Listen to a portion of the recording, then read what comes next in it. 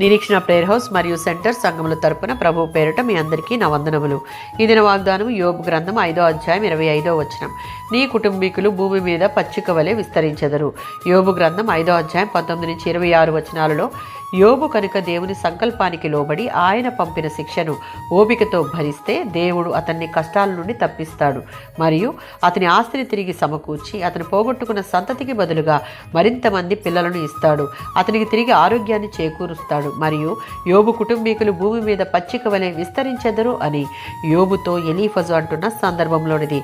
యోబు గ్రంథం 42వ అధ్యాయం 10 మరియు 13 నుంచి 16 వచనాలలో దేవుడు యోబును గౌరవించిన మరో విధానం అతన్ని మళ్ళీ సంపన్నుడిగా చేయడం. తనకు యోబు పట్ల ఉన్న ప్రేమను అతని స్నేహితులు, బంధువులు, ఇరుగు పొరుగు వారు మరియు లోకమంతా గుర్తించగలిగే రీతిలో బట్టబయలు చేశాడు. పాత నిబంధన కాలంలో తరచుగా దేవుడు తన విశ్వాసులను ఇహలోక భాగ్యాలతో దీవించేవాడు. ఇప్పటి క్రొత్త నిబంధన కాలంలో విషమ పరీక్షలలో విశ్వసనీయత చూపిన విశ్వాసులకు అద్భుతమైన ఆశీర్వాదాలతో దీవిస్తాడు.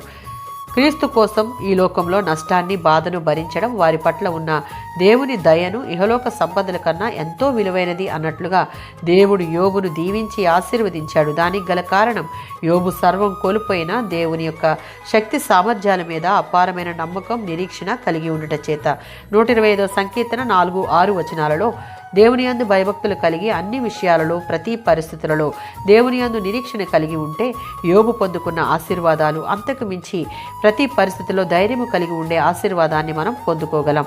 ఏ విధంగా యోబు సమస్తము కోల్పోయి నిరాధారమైన పరిస్థితులలో దేవుని ఆధారం చేసుకుని ఆశ్రయించిన కారణాన కోల్పోయిన ప్రతి పరిస్థితిని తన కుటుంబీకులను తిరిగి భూమి మీద పచ్చిక వలె విస్తరింపజేసే విధముగా ఆశీర్వాదం పొందుకున్నాడో అట్టి ఆశీర్వాదం మనం కూడా పొందుకుందాముగాక.